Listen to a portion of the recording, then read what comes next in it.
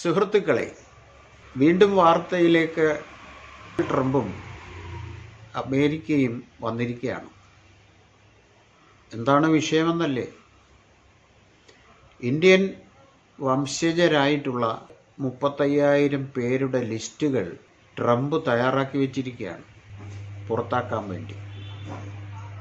ബൊളീവിയയിലേക്കും മെക്സിക്കോയിലേക്കും അനധികൃത കുടിയേറ്റക്കാരെന്ന് പറഞ്ഞ് നൂറുകണക്കിന് ആളുകളെയാണ് ദിവസവും ട്രംപിൻ്റെ സൈന്യം കാലും കൈയും ബന്ധിച്ച് നാടുകൾ കടത്തിക്കൊണ്ടിരിക്കുന്നത്.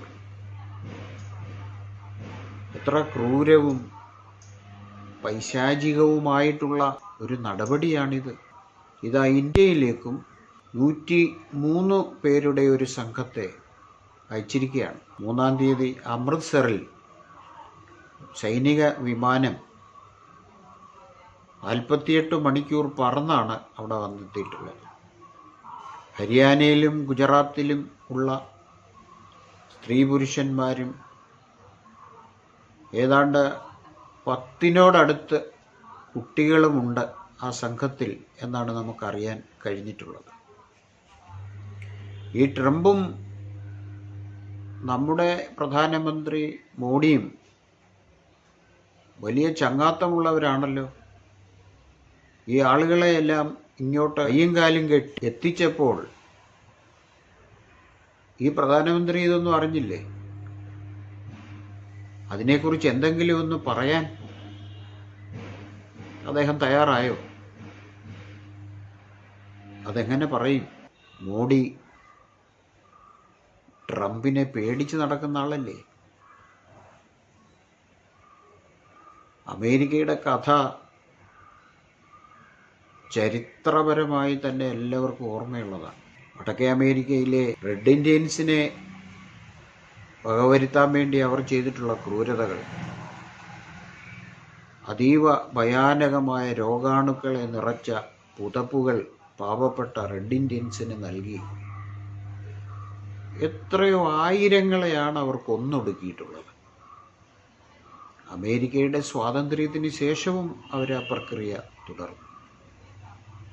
അതേ പ്രക്രിയയാണ് അപ്പാർത്തൈഡ് എന്ന വർണ്ണവിവേചനത്തിൻ്റെ പേരിൽ ആ നാട്ടിൽ അവർ നടത്തിയ ക്രൂരതകൾ. കറുത്തവർക്ക് യാത്ര ചെയ്യാൻ, കറുത്തവർക്ക് പ്രാർത്ഥിക്കാൻ, കറുത്തവർക്ക് ജോലി ചെയ്യാൻ, കറുത്തവരുടെ ചേരികൾ ഉണ്ടാക്കാൻ, അതിനെല്ലാം അവർ പ്രത്യേകം ഇടങ്ങൾ കണ്ടെത്തിയിട്ടുണ്ട്. വെളുത്തവരുമായി ഇടപഴകി ജീവിക്കാതിരിക്കാൻ, പഠിക്കാതിരിക്കാൻ അവർ വളരെയേറെ ശ്രദ്ധിച്ചിട്ടുണ്ട്. എങ്കിലും ഒരു കറുത്ത വർഗക്കാരൻ അമേരിക്കയുടെ പ്രസിഡൻ്റായി എന്നത് വിപരീയമാണ്, കാലത്തിൻ്റെ വിപരീയം. ഏതായാലും ശരി, ഒബാമയും ബൈഡനും അമേരിക്കയുടെ പ്രസിഡന്റുമാരായിരുന്നപ്പോൾ അവർ പ്രശ്നങ്ങളെ സമീപിച്ചത് മനുഷ്യത്വത്തിൻ്റെ അടിസ്ഥാനത്തിലാണെങ്കിൽ ട്രംപ് ഇപ്പോൾ ഒരു ഏകാധിപതിയെ പോലെ പെരുമാറുകയാണ്. അധികാരത്തിൽ എത്തുന്നതിന് മുമ്പ് തന്നെ കാനഡ അമേരിക്കയിൽ ലയിക്കണമെന്ന് അയാൾ ആക്രോശിച്ചു.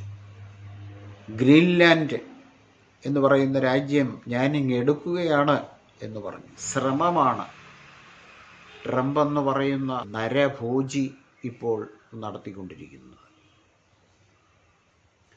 ഈ ക്രൂരവും പൈശാചികവുമായിട്ടുള്ള പ്രവർത്തനങ്ങളെ ചോദ്യം ചെയ്യാൻ ചേരിചേരാ പ്രസ്ഥാനം ഇന്നില്ല എന്നുള്ളതാണ് ഏറ്റവും വലിയ ദുഃഖകരമായ കാര്യം. എങ്കിലും യൂറോപ്യൻ യൂണിയനും റഷ്യയും ചൈനയും മറ്റ് ലാറ്റിൻ അമേരിക്കൻ രാജ്യങ്ങളുമെല്ലാം ട്രംപിൻ്റെ ഓരോ ചുവടുവയ്പ്പും സശ്രദ്ധം നിരീക്ഷിച്ചു വരികയാണ്. ബൈഡൻ അധികാരത്തിൽ നിന്നിറങ്ങുന്ന അവസാന ദിവസങ്ങളിലാണ്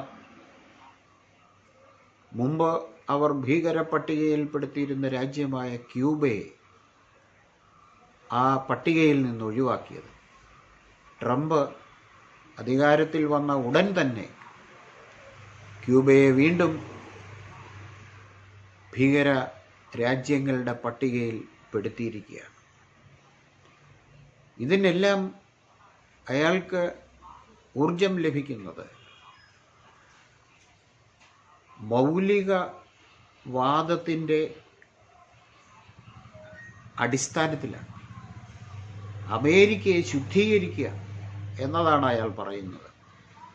അമേരിക്കയ്ക്ക് പുറത്തുള്ളവർ വന്ന് അമേരിക്കയുടെ സ്വത്ത് കവർന്നുകൊണ്ടു പോകുന്നു, അമേരിക്കയിൽ ഭീകരപ്രവർത്തനങ്ങൾ നടത്തുന്നു, അമേരിക്കയുടെ സ്വത്വത്തെ നശിപ്പിക്കുന്നു എന്നെല്ലാമുള്ള കാര്യങ്ങൾ പറഞ്ഞ് തദ്ദേശീയരായ ജനങ്ങളെ മറ്റ് ജനങ്ങളുമായി വൈരാഗ്യത്തിലും അതുപോലെ ശത്രുതയിലേക്കും കൊണ്ടുവന്നുകൊണ്ടാണ് ഇപ്പോൾ ഈ ട്രംപ് ഈ നിലപാടുകൾ സ്വീകരിച്ച് ലോകത്തിൻ്റെ മുഴുവൻ അന്തകനായി അയാൾ മാറുകയാണ്. ഇതിനേതു വിധേനയെങ്കിലും അറുതി വന്നേ മതിയാവും. മാനവീയതയ്ക്കും മനുഷ്യത്വത്തിനും കരുണയ്ക്കുമെതിരായിട്ടുള്ള ട്രംപിൻ്റെ ഈ നിലപാടുകളെയും നയങ്ങളെയും അതിശക്തമായിട്ട് എതിർക്കാൻ ലോകരാഷ്ട്രങ്ങൾ ഇന്നല്ലെങ്കിൽ നാളെ ഉണർന്നെഴുന്നേൽക്കുക തന്നെ ചെയ്യും.